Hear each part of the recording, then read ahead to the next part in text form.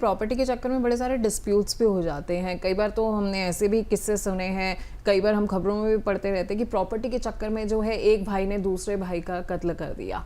अब ऐसी सूरत में जो है, जो जिंदा रह गया है भाई, उसका क्या अधिकार रहता है प्रॉपर्टी के अंदर, अगर प्रॉपर्टी को लेके या किसी भी वजह से जो है उसने ही अपने दूसरे भाई को मार दिया हो? तो हिंदू सेक्शन एक्ट सेक्शन 25 बड़े क्लियरली कहता है, अगर आपने किसी व्यक्ति का मर्डर किया या मर्डर में का कॉन्स्पिरेसी करी, तो आपको जिस व्यक्ति का मर्डर हुआ है उससे कोई संपत्ति नहीं मिलेगी। ना आपको मिलेगी, ना आपके लीगल हेयर्स को मिलेगी। अच्छा। पूरी की पूरी ब्लड लाइन को डिसइनहेरिट कर दिया जाता है। अच्छा। वो कहते हैं हम प्रॉपर्टी ऐसे बांटेंगे जैसे आप पैदा ही नहीं हुए। अच्छा। राइट। तो अगर आपको ना जो हिंदी पिक्चर्स उसमें गलत दिखाते हैं कि मर्डर करके प्रॉपर्टी ले ली, अगर मर्डर एक बार प्रूव हो गया कि इसने मर्डर किया या ये मर्डर की कॉन्स्पिरेसी में इन्वॉल्व था, तो प्रॉपर्टी नहीं मिल सकती, वो इम्पॉसिबल है। लॉ बिल्कुल क्लियर है उस केस में।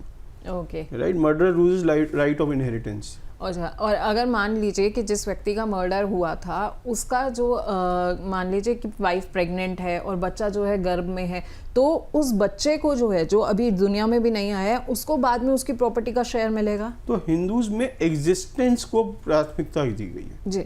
राइट। बीइंग, क्या वो था? ओके।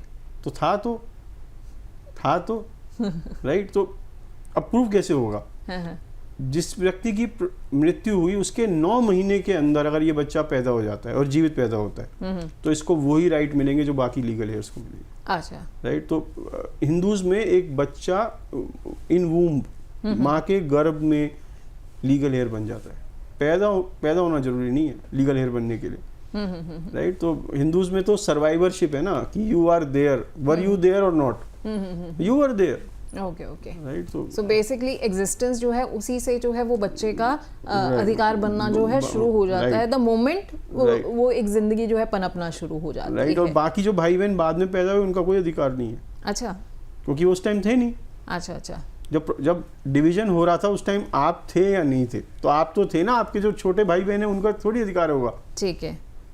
और अगर कोई व्यक्ति जो है उसने एक शादी की, उसके बाद कुछ बच्चे हुए, फिर मान लीजिए कि उसकी पत्नी के साथ तलाक हो जाता है, फिर वो दूसरी शादी कर लेता है, उसके बाद अगर उसकी पत्नी के और बच्चे हो जाए, उस दूसरी पत्नी से बच्चे होते हैं, या पत्नी का अगर पहले भी एक आध कोई पिछली शादी से जो है बच्चा है, तो ऐसे में संपत्ति जो है वो कैसे बढ़ती है? तो इनको हम ब्लेंडेड फैमिलीज कहते हैं। ब्लेंडेड फैमिलीज में जो बच्चे हैं, राइट, जो आपके बच्चे हैं, राइट। अब इसमें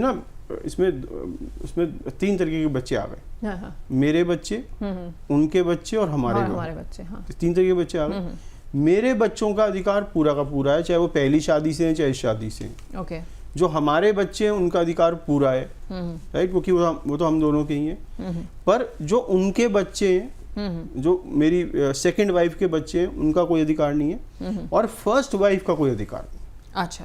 तो इन लोगों का अधिकार नहीं है आपकी संपत्ति में। सो बेसिकली जो आपके बायोलॉजिकल बच्चे हैं, हाँ, उन सब का पूरा अधिकार। लेकिन अगर ये व्यक्ति जो है वो अपनी दूसरी पत्नी का जो पहली शादी से बच्चा था उसको कानूनी रूप से गोद ले लेता है, तो क्या उसके बाद फिर उसका जो है पूरा अधिकार हो जाता है? ओके। वो पर गोद लेना पड़ेगा लीगली। अच्छा अच्छा। तो वो उसके लिए लीगली, और अगर वो लीगली गोद ले लेता है तो उस बच्चे की 2 प्रॉपर्टी पे अधिकार हो जाएंगे अपने पिता जो पहले। बिल्कुल। और मेरे बहुत सारे केस आते हैं ऐसे, क्योंकि वो जो सेकंड मैरिज है उसकी शर्त ये होती है तो तुमको गोद लेना पड़ेगा। हाँ, क्योंकि हमने भी ऐसे कई किस्से देखे हैं और कई बार पढ़ते भी आए हैं ऐसी चीज़ों के बारे में कि ऐसा होता है। तो एक उस बच्चे का दोनों प्रॉपर्टी पे अधिकार। हाँ, अगर स्टेप फादर ने उसको गोद ले लिया है और पुराने फादर की पहली जो बायोलॉजिकल पेरेंट है उसकी कोई प्रॉपर्टी है, दोनों पे अधिकार है उसको। ठीक है। खैर, ये आपने बहुत अच्छे से जो है पूरी सिचुएशन समझा दी है। हालांकि चीज़ें बहुत सारी कॉम्प्लिकेटेड हैं, लेकिन अगर आप चाहते हैं कि अगर आपकी ज़िंदगी में भी इस तरह की कुछ कॉम्प्लिकेशन चल रही है और आपके मन में कुछ सवाल है, तो बिल्कुल सिंपल तरीका है, आप यूट्यूब पे जाइए, हमारे शो के नीचे कमेंट सेक्शन में जो है आप अपने सवाल लिखिए और हम दीपक जी के पास आपके सारी उलझनों को लेकर जाएंगे और दीपक जी अगले शो में आपकी सारी उलझनों के समाधान निकाल कर आपको आपके सवालों के जवाब देंगे।